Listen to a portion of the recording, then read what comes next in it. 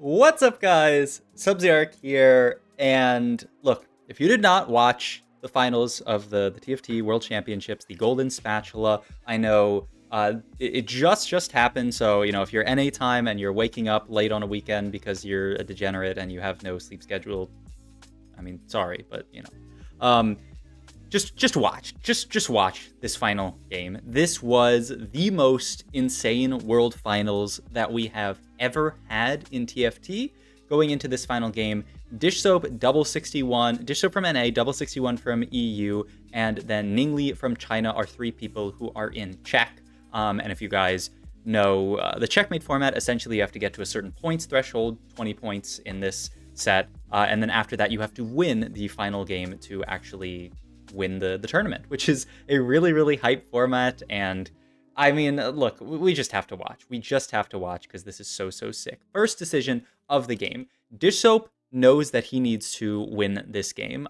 So he's always thinking about, okay, how can I win this game? I want to play for my highest win rate because it doesn't matter if I go second in this game. I mean, it matters for monetary, amounts, but I need to win this game. So he sees Sage Crown. He knows that's pretty rough to take. Going long is also going to be really rough for trying to win out. So we reroll those two immediately. And we have these next two augments. Birthday Present, March of Progress. Now, Birthday Present, historically, is not an augment that a lot of people are interested in taking. I just wanted to pull up the average placement. And yeah, in just Diamond Plus, a 4.80 for this augment. Really bad augment in general. And something like March of Progress, a lot better, 4.40. March of Progress tends to make you want to play into more like reroll type stuff, Zoe reroll, Lux Janna reroll type stuff. And then Stationary Support is just a very good generic augment. But Dish Soap says, you know what? I'm playing for the win here. I don't want to take generic good augment stationary support. I don't want to take March of Progress and play reroll because it's too easy for people to grief me. I reroll this last augment, see Pandora's, and I say, you know what here?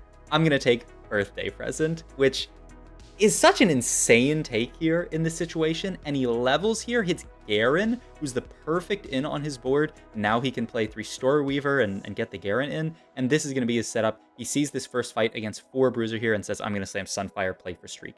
This is just an insane play from the start because Birthday Present, like I said, a really low AVP augment in general, but I believe Dish Soap said he was looking at the statistics. The win rate of something like Birthday Present is actually pretty good. It's really, like, even if you look at the stats, it's not, this stats say it's worse than March of Progress, but maybe he was starting for high elo or something, or maybe he just knows, maybe he's just a beast. But he takes Birthday Present here, and the idea with playing Birthday Present and to play for a potential win out is I can play Birthday Present, I can win streak really hard, and then I can play for some kind of 3-star 4 cost using Birthday Present because it's going to give me a 2-star 4 cost for free. It's going to accelerate my game really hard, and then I can play for 5 costs and stuff like that. We level up here to level 5 because he barely even scouts this. He just says, you know what, I want to play for streak. Gets the Soraka in here for Altruist, and yeah, we're just playing strongest board here. Another Garen doesn't really do anything.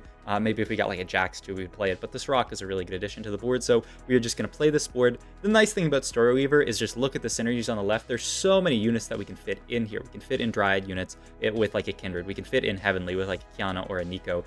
We can fit in Sage if we get like a Zyra too, though we already have Zyra, so yeah. But so much stuff that can be fit here. Item-wise here, we have Glove open in this situation. I think Tear is a pretty appropriate take here because, one, it's on a 3 cost. We do need to get our econ back up a little bit because we're burning through our econ, trying to push levels. And 2, like we have the Zyra that can be itemized. We have the Soraka that can be itemized. You'd like to make a Tear item, so pretty reasonable. I believe also Dish Soap said that in the final game, he was only really looking to play 2 comps. He was looking to either play Lilia or Kai'Sa because he knew those are 2 comps that have the ability to win out, and they are also 2 comps where it's very hard to grief them, right? If you try to play a reroll comp in the final lobby and checkmate, and there are people who want to stop you from winning, they're just going to hold all your Luxes and Jannas, and it's really hard for you to win.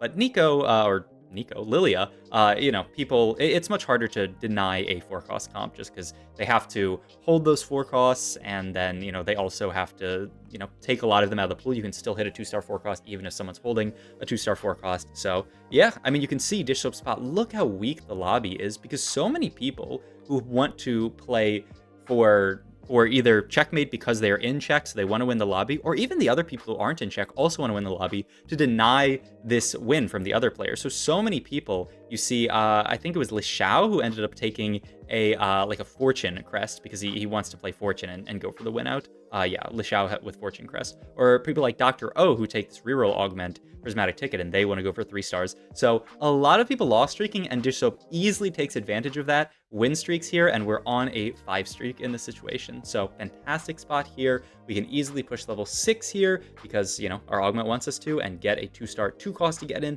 End up getting Kindred here, which actually fits pretty decently onto this board, so not bad. And we can also fit this Zoe onto the board as well as just a good item holder.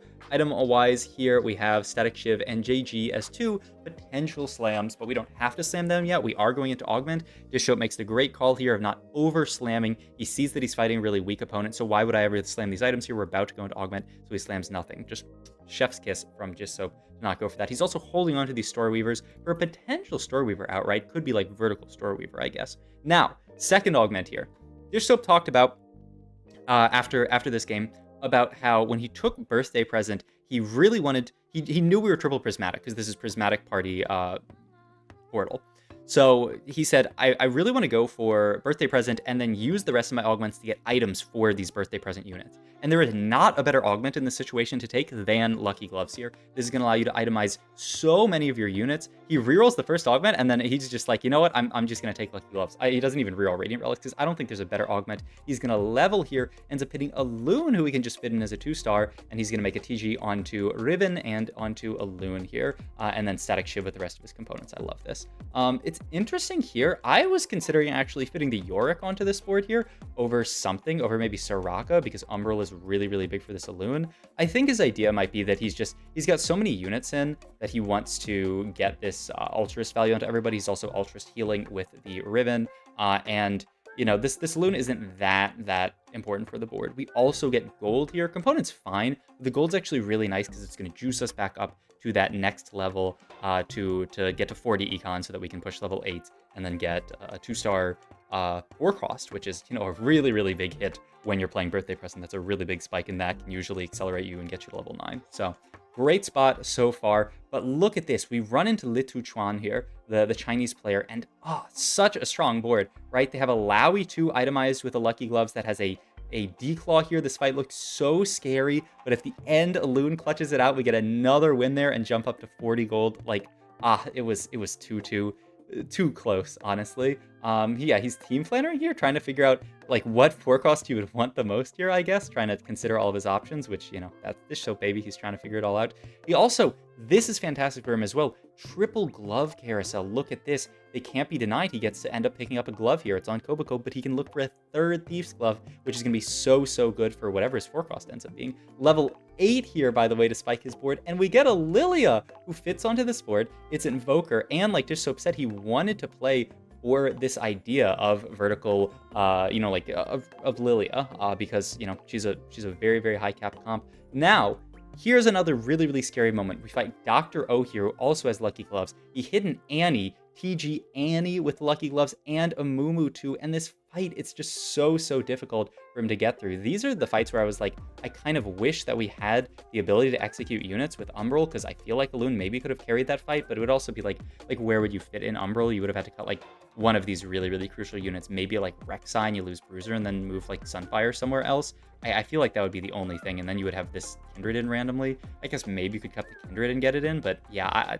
I don't know. It's a really, really tough call, and Dish Soap opted to keep these units in because he thought this was strongest board. Now that he's lost this fight, he says, you know what, I'm going to move TG over to Lilia. I know that I'm not going to be playing Riven in the far-flung future right now. I just really want to play for this Lilia board. And yeah, he says, I'm team building these guys out. I want to get to just the standard Lilia board, the 5 Mythic 4 Invoker board.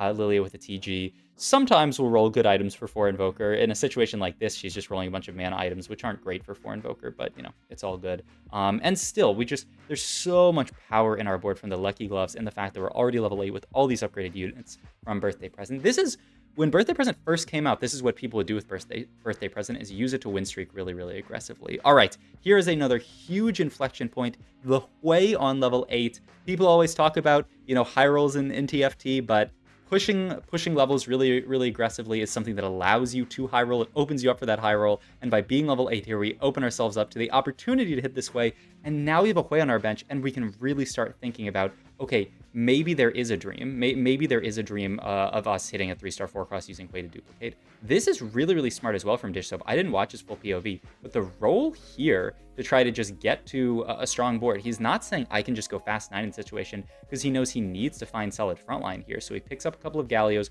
rolls a bit, gets those Alloons away because he knows he's going to sell them later, but he holds onto these Gallios, which is an interesting hold here, right? I think a lot of people don't really fit Galio with the Lilia board. It kind of fits with Tom Kench later. Okay, another really, really big choice here. Those last two augments, not important. I want you guys to focus on Baboom here and New Recruit here and think about what you guys would take in this situation, because a lot of people were talking about the potential for New Recruit, right? You can take New Recruit in this situation, you can get a duplicator, and then you have Hui dupe plus the duplicator, and so you have a lot of opportunity to hit a 3-star 4-cross. And so I was actually really thinking that the take here from Dish Soap was going to be New Recruit here, but I think the way that I'm talking about this, you can already tell this is not a New Recruit pick here.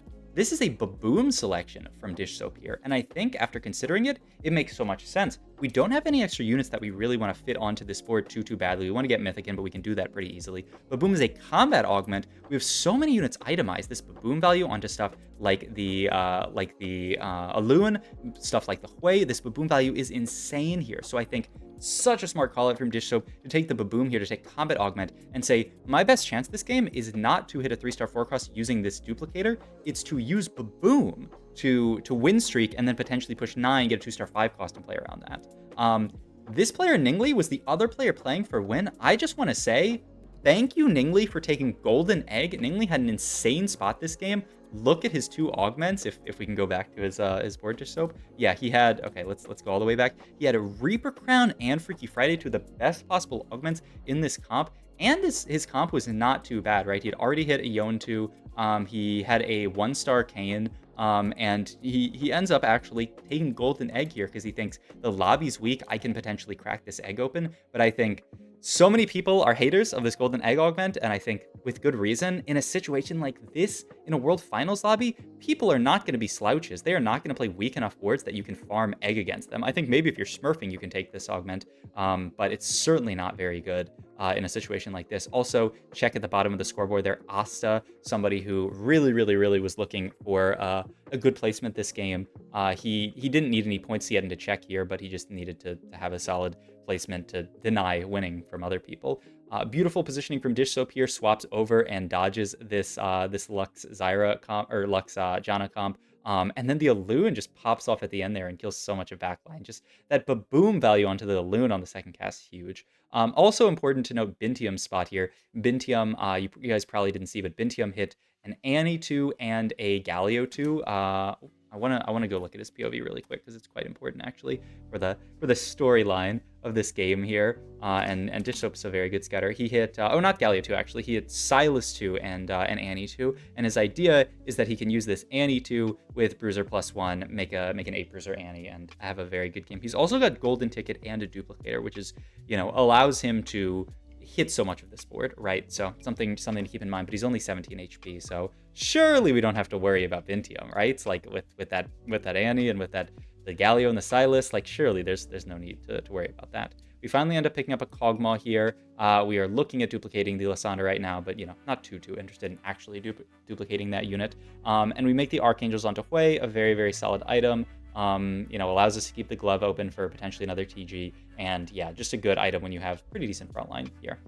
We are going to fight Bintium here, who, like I was talking about, 8 Bruiser, also with the Cybernetic Bulk, very strong board here. Leshao is going to end up going down. Leshao actually had a quite strong board, but I think maybe was Econ Augment or something. I don't know how he ended up dying with that board. I think he must have had like Fortune or Econ Augment or something, because his board didn't look bad, but not good enough to win. And we're going to get an encounter here. The other person to worry about, right? Ningli I talked about with the Golden Egg. The other person to talk about is KC Double. KC Double is actually not in a great spot to win this lobby. We can see when Dish Soap scouts him here. I gotta be quick about it though. I gotta be real.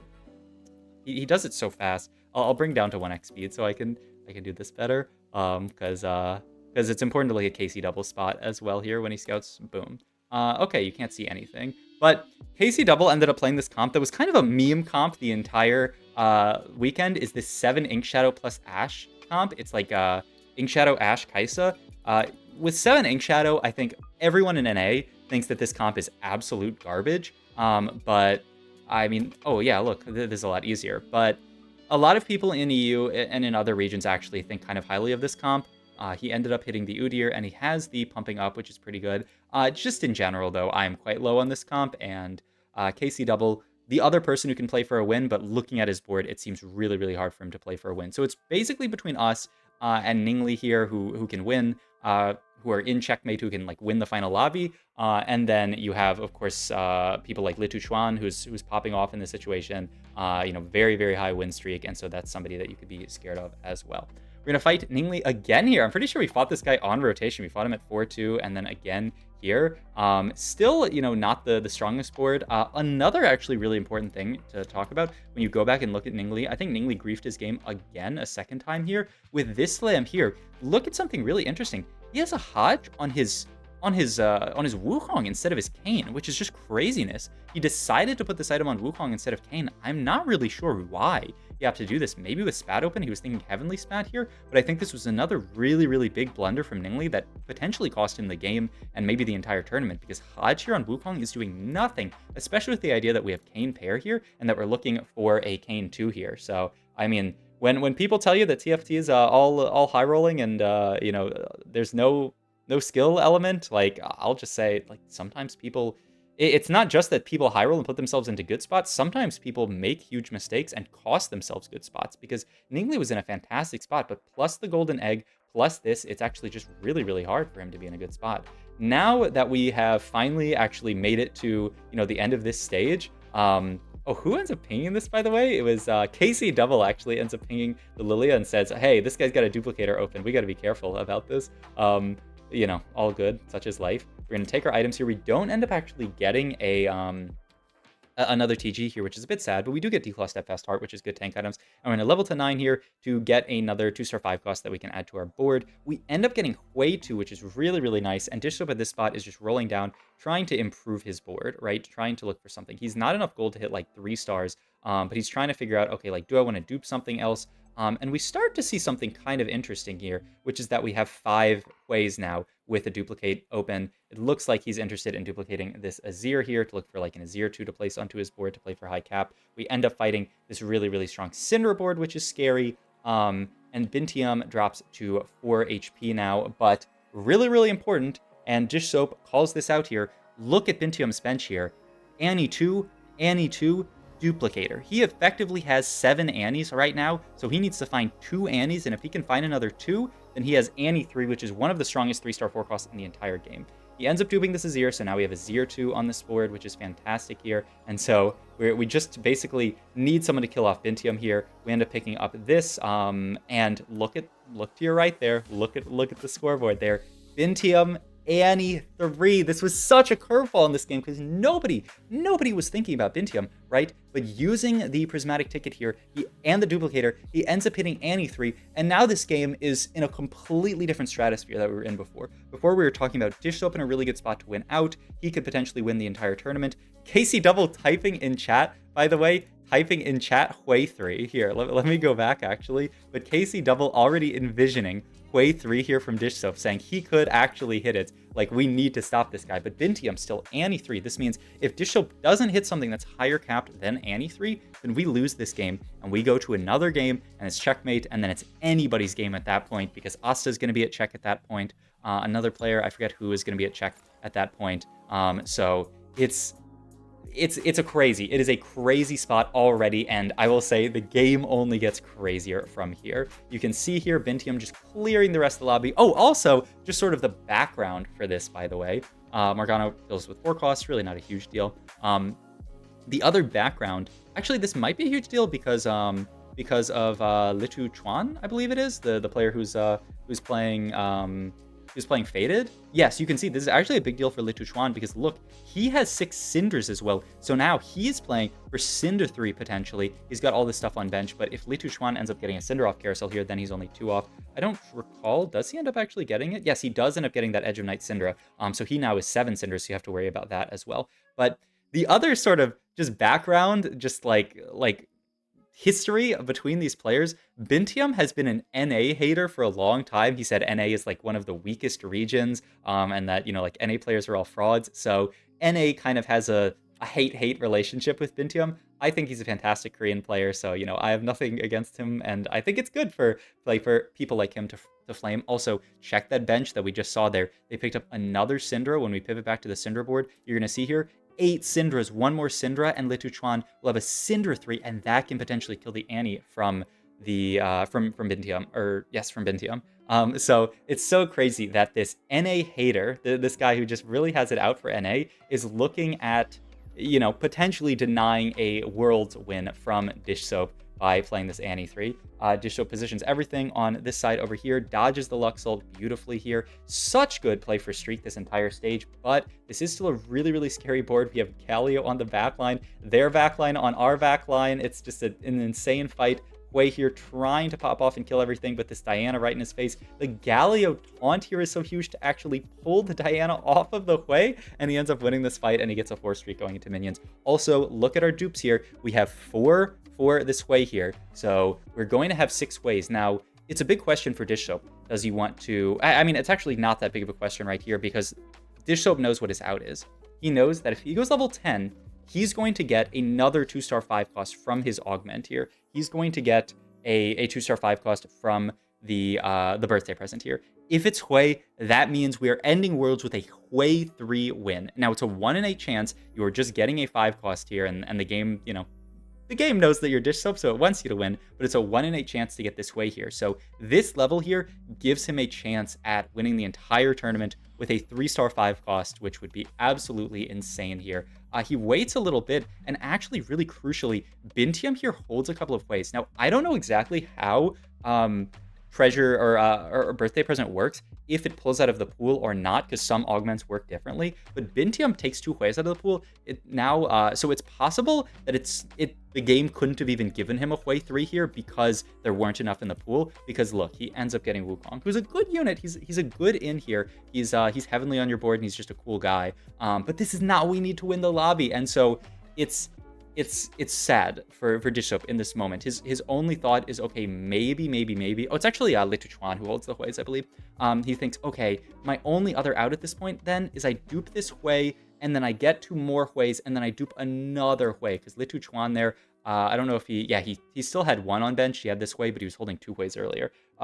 So Dish Soap says, okay, now the goal at this point in the game is live 5 rounds. With 50 HP with Bintium in this lobby is really scary looking for this Hui 3. It's very difficult. We cannot lose any winnable fights at this point in the game because we need every point of HP. We end up fighting Lituchuan again, who's playing the Cinder board, but they never were able to hit Cinder 3. So crazy that they got so close, but they missed on Cinder 3, so we beat them there. And then Bintium is fighting Dr. O here. He beats Dr. O, and so now it's a final 2 with Bintium and Dish Soap. But how are we going to live for 4 more rounds with a guy with a 3-star 5 cost in our pool? This is so scary. I was looking at this and saying, this game seems over, honestly, at this point, because I don't know how Dish Soap is going to survive long enough to do this. He actually puts the Kog'Maw on the dupe there, which I'm not sure why he does that, but yeah, I mean, he definitely wants the Lilia there. And there's also a Nautilus in shop that he could pick up to, you know, have other opportunities to hit like 3-star 4 costs. This is what gives me some kind of hope, though, is that this is actually a very close fight. But he opts to actually not pick up the Nautilus here because in his mind, we're looking for 3-star 5 costs, right? We have this Azir here. The thing that Dish Soap is very likely thinking of is maybe I get a Hui off carousel or something like that, and then I can sell board and keep the opportunity, the dream alive to look for, you know, 3-star 5 cost. Or maybe I can find another Azir and then, you know, go for Azir.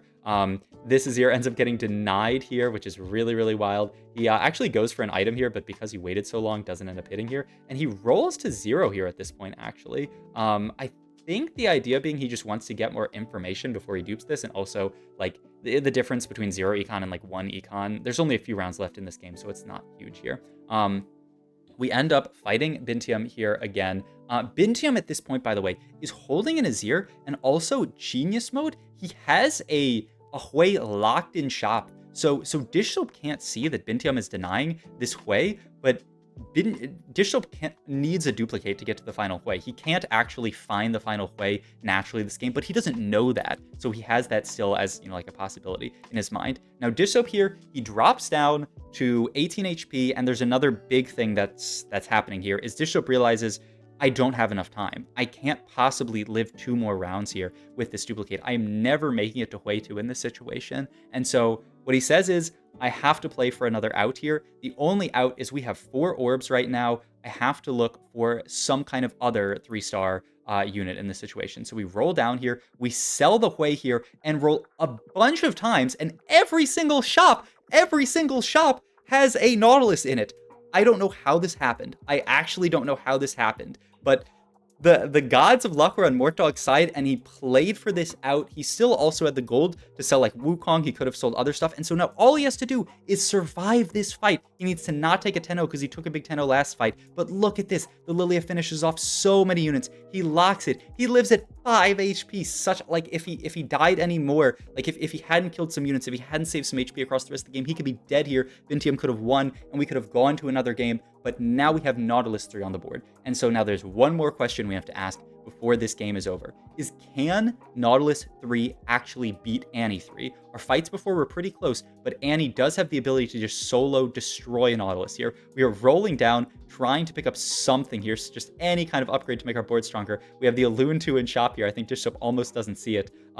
And so we have Nautilus right in the middle here because we were trying to guarantee stun on this Annie. Nautilus 3 stun is 8 seconds long, so we just want to guarantee stun on this Annie. But look at this positioning out of Vintium. He uses the Annie on the left here to say, I want my Annie to wrap around the front line. I want Nautilus to hit biggest clump, which is all of this, and I just want Annie to wrap around and kill the entire board. Insane positioning here. This is a snapshot. This is a snapshot, a moment taken before either greatness or disaster, and we're about to watch the fight. Let's bring it down actually to 1x speed for this final fight, because this is the final fight which decides if we go to another game or if the world finals is over here. Annie walking around the edge, Nautilus gets an ult off, but horrible first Nautilus ult, right? It hits a lot of units. It hits the Silas, which is really crucial here. Stunning the Silas is really big, but it crucially misses the Annie. Annie killing a bunch of units, wrapping to the left here, killing another unit, but look, Dishsoap kills frontline, and then Nautilus walks up to the Annie. So right now, it looks really good. Nautilus is going for an ult, but Annie's also going for an ult. Look at this ult from Annie. Gets Nautilus so low. Nautilus gets another ult off, but look how little damage we're doing to the Annie, and Annie's about to cast again, but look, she's stunned for so long. And he gets another cast off here, but the Hui ult heals up the Nautilus. He gets one more cast off, and with that next 8-second stun, it's just that easy. Let me turn up Dish. This is Dishsoap's spot. I think I have his reaction to it. Oh my fucking god! He goes, we actually fucking won! Holy shit! He actually goes crazy. Holy fucking shit! He goes crazy. And I mean, how could you not? This oh my god! Against all odds, he wins this game with a Nautilus 3-star at the last second, duped off the Hui, gives up the Hui 3, goes for the Nautilus 3, plays for his outs. This game was just a beautiful demonstration of playing for your outs, knowing that the only way I win this game is if I hit Nautilus 3 or Lilia 3 here. I can't hit the Hui 3 anymore. Sell the Hui, sell the Azir, roll down. I find all these Nautiluses. Okay, I just need to preserve enough HP. He lived with 5 HP. If he had taken one loss earlier in the game instead of a win, this game would have been over, and it would have been a win for Bintium, but instead it was a win for Dishsoap. So this was a truly special game. I hope you guys enjoyed this video. This was an amazing cap off to set 11. Set 12 content starts tomorrow, by the way. VOD on this channel and VOD on my VOD's channel. I'm going to VOD review on this channel. And then on my VOD's channel, I'm going to have, I don't want to spoil it, but a long VOD of me playing set 12. So if you guys are interested, the link to my VOD's channel is in the description down below. But thank you guys for being with me for this set. TFT is a beautiful, lovely game. God bless America. Do I have a clip? Wait, I could get DMCA'd. It's the Smiling Friends clip where he says, I love my friends, I love my God, I love my country. All right, I'm out.